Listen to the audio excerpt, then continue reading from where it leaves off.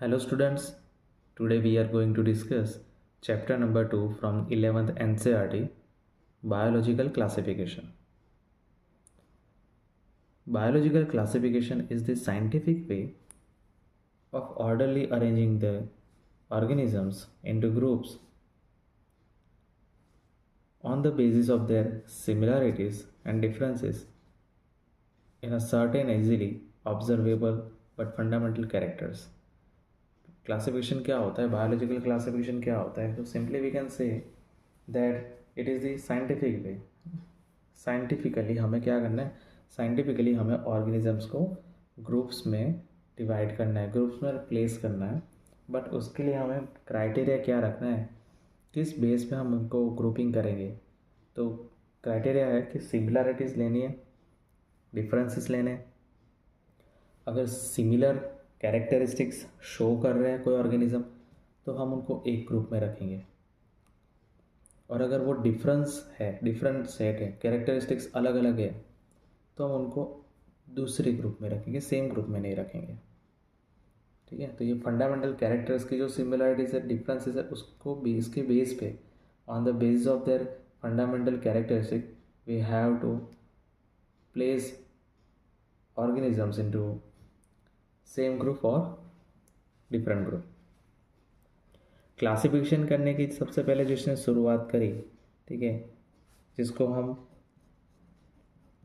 Father of biology बोलते हैं,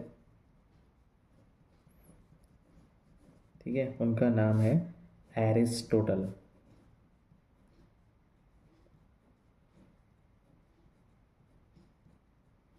ठीक है. तो एरिस्टोटल उनको फादर ऑफ बायोलॉजी भी बोलते हैं. और उन्होंने क्या किया है, उन्होंने क्लासिफिकेशन सबसे पहले स्टार्ट किया. उन्होंने एक कॉमन बोल सकते हैं ना कि बहुत प्रिमिटिव तरह का क्लासिफिकेशन दिया था. उन्होंने यूज़ किए थे सिंपल कैरेक्टर्स, जैसे कि ही यूज्ड मॉर्फोलॉजिकल कैरेक्टर्स. ठीक है. कैसे कैरेक्टर्स उन्होंने देखे? Morphological characters. मॉर्फोलॉजी मतलब क्या होता है कि सिंपली हम बाहर से ऑर्गेनिज्म होते हैं ना, उसकी जो कैरेक्टरिस्टिक्स को पता लगा सकते हैं. जैसे अगर मैं किसी प्लांट को देख रहा हूँ तो मैं उसको उसकी हाइट देख पा रहा हूँ, टॉल है, शॉर्ट है, कि भी एकदम छोटा सा पौधा है. So he used morphological characters to classify plants into trees,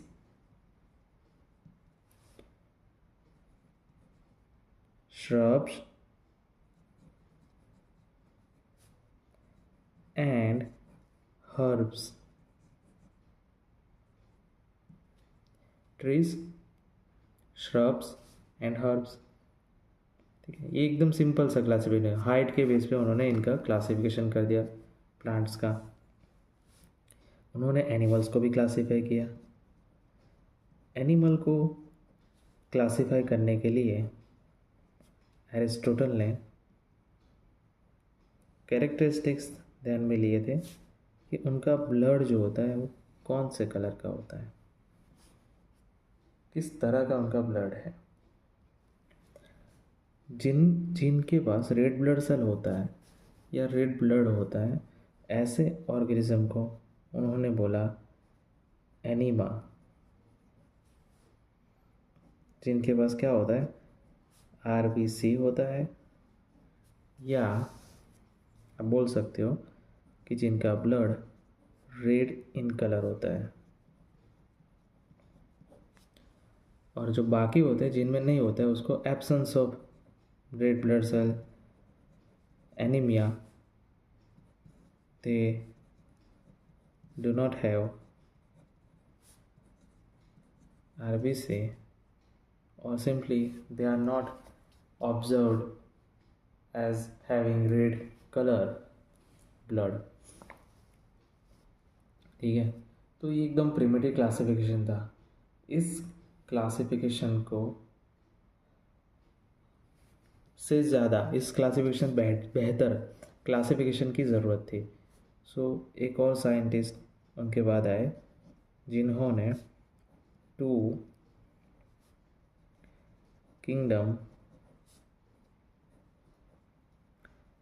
classification दिया। साइंटिस्ट थे कैरोलस लिनियस। कैरोलस लिनियस उन्होंने 2 किंगडम क्लासिफिकेशन दिया।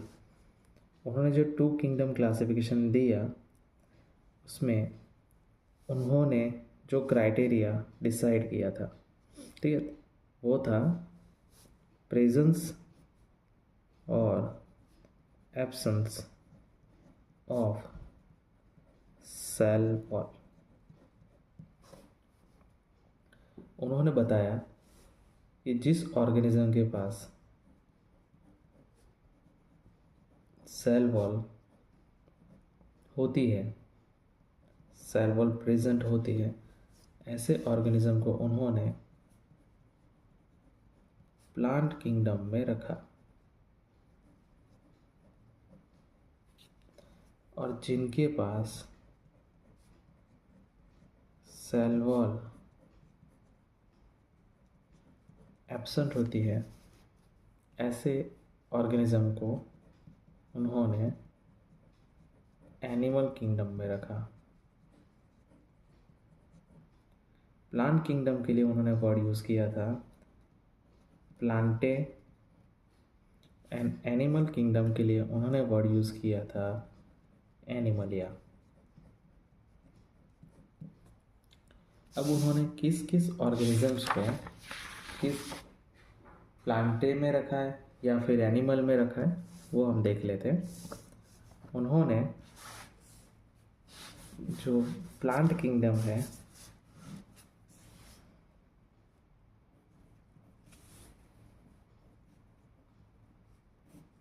उसमें उन्होंने प्लेस किया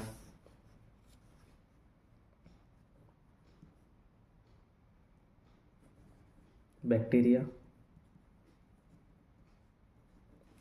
बैक्टीरिया के पास सेल वॉल प्रेजेंट होती है। बैक्टीरिया में भी उन्होंने, बैक्टीरिया के अंदर भी अगर हम देखें तो उन्होंने इंक्लूड किया है बैक्टीरिया में blue green algae,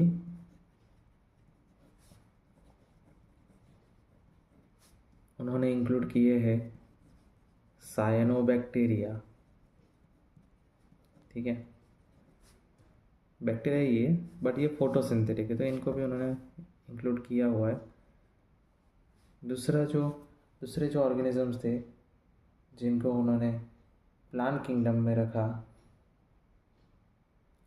that is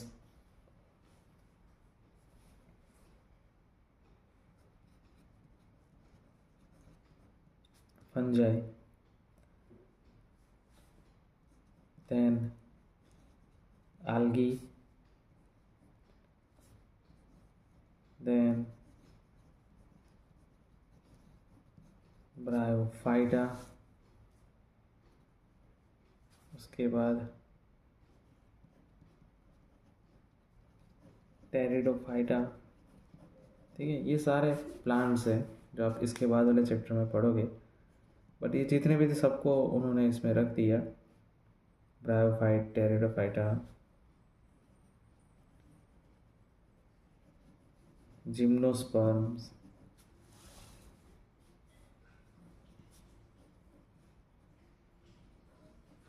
angiosperms,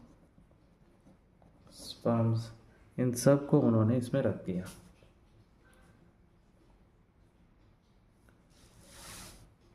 उन्होंने एनिमल किंगडम में किन किन को रखा, या एनिमल या जो किंगडम उन्होंने बनाया था उनमें जिनके पास भी सेल वॉल नहीं थी उन सबको इसमें रख दिया। तो उन्होंने कुछ यूनिसेलुलर ऑर्गेनिज्म होते हैं जैसे कि अमीबा होता है, ठीक है, पैरामीशियम होता है,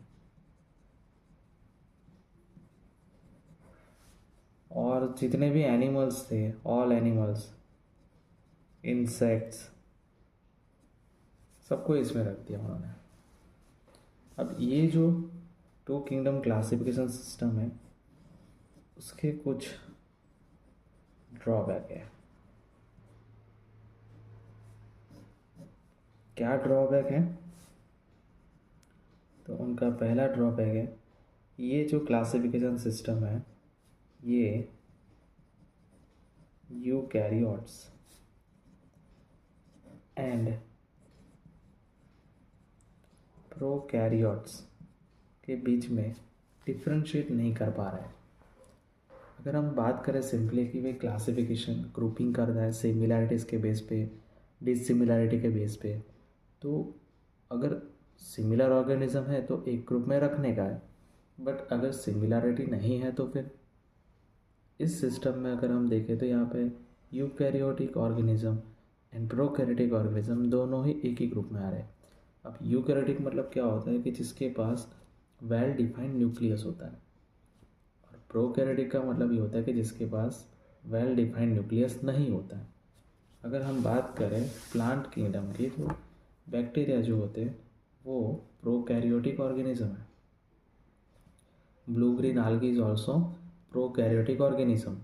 साइनोबैक्टीरिया जो होता है वो भी क्या है? प्रोकैरियोटिक ऑर्गेनिज्म है। ठीक है। और ये जो फंगस, आल्गी और ये सारे प्लांट्स, ये जितने भी ये सारे के सारे यूकैरियोटिक्स है। सो दैट मीन्स कि ये एक ड्रॉबैक हो गया। दूसरा जो ड्रॉबैक है कि इसमें unicellular and multi cellular organism को डिस्टिंग्विश नहीं कर सकते। यूनिसेल्यूलर मल्टीसेलुलर ऑर्गेनिज्म को हम अलग नहीं कर सकते, इसमें साथ में ही आ रहा है। अगर मैं बात करूँ बैक्टीरिया यूनिसेल्यूलर है, ठीक है, फिर फंगस, आल्गी, ब्रायोफाइट, टेरिफाइट, ये सारे कैसे हैं? मल्टी सेल्यूलर है। स्टिल अगर मैं इनमें से खाली किसी ग्रुप की बात करूँ, जैसे मैं आल्गी की बात करूँ, ठीक है, अगर हम बात करें आल्गी की, तो आल्गी में बात करो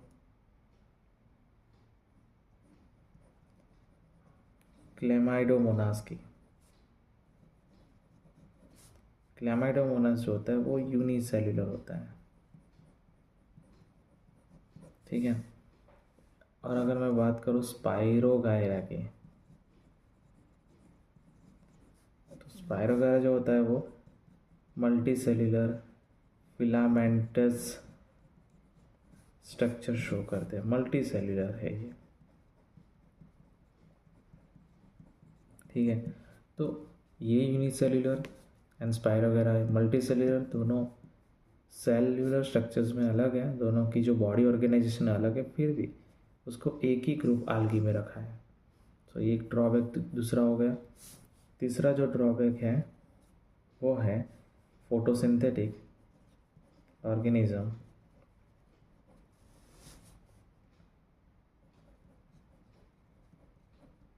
and non photo synthetic organism जो है उनको एक ही ग्रुप में रखा गया है। फोटोसिंथेटिक मतलब जो फोटोसिंथेसिस कर सकते हैं, नॉन फोटोसिंथेटिक मतलब कि ऐसे जो फोटोसिंथेसिस नहीं करते।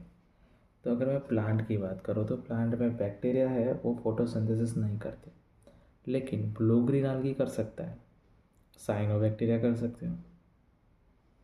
फंगस जो होते हैं वो फोटोसिंथेसिस नहीं कर सकते, वो saprophytic mode of nutrition show करते हैं। तो फंगस अगर saprophytic mode of nutrition show करते हैं तो फिर उसको प्लांट के साथ रखा गया है, वो ठीक नहीं है। ओके। अगर मैं बात करूँ एनिमलिया की, तो एनिमलिया में कुछ यूनिसेल्युलर ऑर्गेनिज्म होते हैं जैसे कि यूक्लिना, वो फोटोसिंथेसिस कर सकता है। समझ में आ रहा है?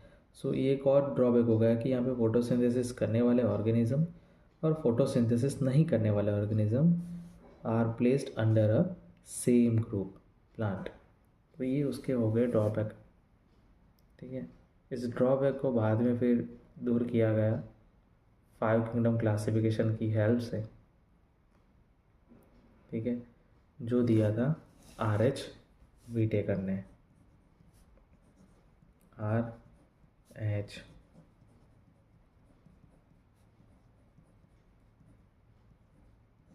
विटेकर, उन्होंने कौन सा क्लासिफिकेशन सिस्टम दिया? उन्होंने दिया 5 किंगडम क्लासिफिकेशन सिस्टम। जो जो प्रॉब्लम्स थी उन्होंने उन्हें सॉल्व कर दिया। जैसे प्रॉब्लम थी कि भाई यूकैरियोट्स एंड प्रोकैरियोट्स सब साथ में है, तो उन्होंने क्या किया कि जितने भी प्रोकैरियोट्स थे, ऑल प्रोकैरियोट्स का उन्होंने एक ग्रुप बना दिया सबका, और उस किंगडम का उन्होंने नाम रख दिया मोनेरा। ठीक है, मोनो मतलब एक, सिंगल प्रोकैरियोटिक सेल, मोनेरा।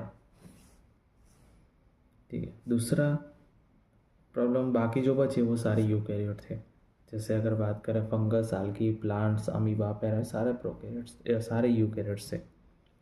उन्होंने फिर ये देखा कि दूसरा प्रॉब्लम है कि भाई यूनिसेल्युलर एंड मल्टी सेल्युलर जो है वो साथ में थे। तो उन्होंने क्या किया, प्रोकैरियोट तो चले गए, तो अब क्या बचे? यूनिसेल्युलर यूकैरियोट्स बचे। तो जितने भी यूनिसेल्युलर यूकैरियोट्स थे उसका उन्होंने दूसरा ग्रुप बना दिया, जिसको हम बोलते हैं प्रोटिस्टा बोलते हैं। क्या बोलते हैं? प्रोटिस्टा। फिर कौन बचा? तो फिर बचे फंगस बचा, आल्गी बचा, ब्रायोफाइट बचे, सब बचे। तो उन्होंने थर्ड जो प्रॉब्लम थी भाई फोटोसिंथेटिक एंड नॉन फोटोसिंथेटिक, उनको अलग कर दिया। जैसे प्लांट था, मल्टी सेल्युलर था, फोटोसिंथेसिस कर सकता था, तो उसमें प्लांट्स को रख दिए, ब्रायोफाइट रख दिया, आल्गी रख दिया, टेरिडोफाइट, जिम्नोस्पर्म, एंजियोस्पर्म को रख दिया। जो फोटोसिंथेसिस नहीं कर सकते थे, जैसे कि फंगस नहीं कर सकते थे, तो फंगस को उन्होंने उसका अलग किंगडम बना दिया, और बाकी जो बचे उन सबको उन्होंने एनिमल में रख दिया। ठीक है, तो उनके जो 5 किंगडम क्लासिफिकेशन सिस्टम जो दिया था उसके बारे में अपने देख लेते एक बार टेक्स्ट बुक में से, NCERT में से। You can see here they use these characters like cell type, cell wall, nuclear membrane, body organization, and mode of nutrition. These characters they have been seen to classify these 5 kingdom: Monera, Protista, fungi, plant, and animalia. Now can see cell type, तो हमने पहले बोला Monera जो होता है वो prokaryotic organism है सारे, और उसके अलावा जो है प्रोटिस्टा, फंगस, प्लांट, एनिमल, वो सारे यूकैरियोट्स है। तो सब eukaryote eukaryote eukaryote eukaryote. Okay, फिर सेल वॉल की बात करो तो बैक्टीरिया के पास तो सेल वॉल होता है। प्रोटिस्टा में क्या है कि किसी के पास सेल वॉल होता है, किसी के पास नहीं होता है। जैसे हम आगे पढ़ेंगे, क्राइजोफाइट्स होता है उसके पास सेल वॉल होती है, डाइनोफ्लैजेलेट होता है उसके पास सेल वॉल होती है। ठीक है, यूग्लिना होता है उसके पास नहीं होती है, स्लाइम मोल्ड होता है उसके पास नहीं होती है, अमीबा, पैरामिड उसके पास नहीं होती है। So some organism has cell wall which including the protista, and some does not having cell wall. Fungus की बात करो तो फंगस के पास सेल वॉल होती है, and it is made up of chitin, या उसको हम बोलते हैं फंगस सेलुलोज भी बोलते हैं। काइटिन या दूसरा वर्ड है फंगस सेलुलोज। प्लांट की बात करें तो प्लांट में सेल वॉल प्रेजेंट होती है, मेनली वो सेलुलोज से बनती है। बाकी आफ्टर सेकेंडरी ग्रोथ या after maturation cells will have lignin, pectin, hemicellulose like material deposited and produce this secondary cell wall. So primary cellulose से होती है, और फिर दूसरी चीज़ें भी देखने को मिलती हैं। एनिमल में एब्सेंट होता है। बैक्टीरिया का जो सेल वॉल होता है उसको बोला जाता है पॉलीसेकेरेट प्लस अमीनो एसिड से बना हुआ। इसको हम कंबाइनली बोलते हैं पेप्टिडोग्लाइकन। अमीनो एसिड से पेप्टाइड बनते हैं एंड पॉलीसेकेराइड से ग्लाइकन बनते हैं। सो पेप्टाइडोग्लाइकन ये non cellulosic type of cell wall है, मतलब इसमें सेल्यूलोज नहीं है, बट दूसरे ये 2 केमिकल्स है, दूसरे ये मॉलिक्यूल्स है। न्यूक्लियर मेम्ब्रेन की बात करो तो जो प्रोकैरियोट है तो उसमें न्यूक्लियर मेम्ब्रेन नहीं होता है, और यूकैरियोट्स होते हैं तो उसमें न्यूक्लियर मेम्ब्रेन होता है, तो यहाँ पे एब्सेंट है और बाकी सब में प्रेजेंट है। फिर अगर मैं बात करूँ बॉडी ऑर्गेनाइजेशन की, तो मोनेरा जो होता है वो सेल्यूलर है क्योंकि सिंगल सेल है, प्रोटिस्टा भी सिंगल सेल है तो सेल्यूलर आएगा। फंगस थोड़े बहुत हम बोल सकते हैं कि वो फ्रूटिंग बॉडी जैसे स्ट्रक्चर्स बनाते हैं एंड मल्टी सेल्यूलर होते हैं, तो इसलिए उसमें लूज टिश्यू देखने को मिल रहा है। अगर मैं बात करूँ प्लांट तो उसमें टिश्यू होते हैं, जैसे कि आप बात करो वेस्कुलर बंडल्स, ठीक है, पैरेन्काइमा टिश्यू, स्क्लेरेन्काइमा टिश्यू, तो टिश्यू होता है उसमें। और टिश्यू मिलके क्या होता है, ऑर्गन्स बनते हैं, जैसे लीफ है, root, stem, likewise fruit. Animal की बात करें तो उसमें टिश्यू होता है, ऑर्गन होता है एंड ऑर्गन सिस्टम भी होता है, ठीक है। मोड ऑफ न्यूट्रिशन का ऑलरेडी एक वीडियो ऑलरेडी रखा हुआ है, जिसमें ऑटोट्रॉपिक मोड ऑफ न्यूट्रिशन क्या होता है और हेट्रोट्रॉपिक क्या होता है उसके बारे में डिस्कस किया है। यहाँ पे शॉर्ट में मैं समराइज़ कर देता हूँ। मेनली दो तरह के मोड ऑफ न्यूट्रिशन होते हैं, ऑटोट्रॉपिक एंड हेट्रोट्रॉपिक। ऑटोट्रॉपिक में दो तरह के होते हैं, कीमोसिंथेटिक एंड फोटोसिंथेटिक। कीमोसिंथेटिक क्या होता है कि इनऑर्गेनिक मटेरियल होता है, जैसे नाइट्रेट होता है, नाइट्राइट होता है, अमोनिया होता है, ऐसे मटेरियल में इसका ऑक्सीडेशन किया जाता है, मतलब उसमें से इलेक्ट्रॉन जो होते हैं उसको रिमूव किया जाता है, and this electron help to produce the ATP. So यहाँ पे कीमोसिंथेटिक में इस तरह से हो रहा है, तो बैक्मोनेरा में कीमोसिंथेटिक देखने को मिलता है, एंड फोटोसिंथेटिक भी देखने को मिलता है, जैसे ब्लू ग्रीन आल्गी है, साइनोबैक्टीरिया है, तो इनमें आपको ये भी देखने को मिलेगा। Second heterotrophic mode of nutrition होता है, तो मोनेरा में देखने को मिलता है। हेट्रो मतलब different, the organism depends on the different substances to obtain their nutrition. So how this different substances act as a nutrition to the organism, कैसे काम करता है, तो जैसे डेड एंड डिकेइंग मटेरियल होते हैं, जैसे जिसमें लॉट्स ऑफ ऑर्गेनिक मटेरियल आता है, तो कुछ ऑर्गेनिज्म ऐसे होते हैं, ये जो डेड एंड डिकेइंग मटेरियल है उसमें से न्यूट्रिशन लिया जाता है, उस मटेरियल को डिकम्पोज किया जाता है और उसको मोनोमर में कन्वर्ट किया जाता है, then they absorb this material, तो उसको हम बोलते हैं सैप्रोफाइटिक मोड ऑफ न्यूट्रिशन बोलते हैं, जो मोनेरा में यहाँ पे दिखाया हुआ है, ठीक है। फिर इसके बाद अगर मैं बात करूँ दूसरे तरह की मोड ऑफ न्यूट्रिशन की, दैट इज़ द पैरासाइटिक। मतलब यहाँ पे जो ऑर्गेनिज्म होते हैं वो लिविंग ऑर्गेनिज्म के बॉडी के ऊपर या बॉडी के अंदर रहते हैं, and then obtain the nutrition. They either live inside the host body और live outside or per surface of the host body and obtain their nutrition. This type of mode of nutrition is simply said as parasitic. बहुत सारे examples है parasitism के। Third जो है हेट्रोटॉपिक में आता है, दैट इज सेड एज होलोसो। एक सिंपल है, अगर कोई ऑर्गेनिज्म किसी दूसरे ऑर्गेनिज्म को पूरा निगल जाता है या फिर उसके किसी बॉडी पार्ट को निगलता है, बॉडी पार्ट्स को खाता है, एंड देन उस बॉडी पार्ट को जो अपनी जो कैविटी होती है अपने बॉडी के अंदर, जो डाइजेस्टिव ट्रैक होता है, उस डाइजेस्टिव ट्रैक में उसको डाइजेस्ट किया जाता है। सो डाइजेशन यहाँ पे क्या हो रहा है, बॉडी के अंदर हो रहा है, and that is this type of mode of nutrition is simply said as holozoic mode of nutrition, ठीक है। तो यहाँ पे जो प्रोटिस्टा होता है वो ऑटोटॉपिक भी दिखाते हैं, हेटरोटॉपिक भी दिखाते हैं। फंगस होता है वो हेटरोटॉपिक है, उसमें मेनली पैरासाइटिक एंड सेप्रोफाइटिक है।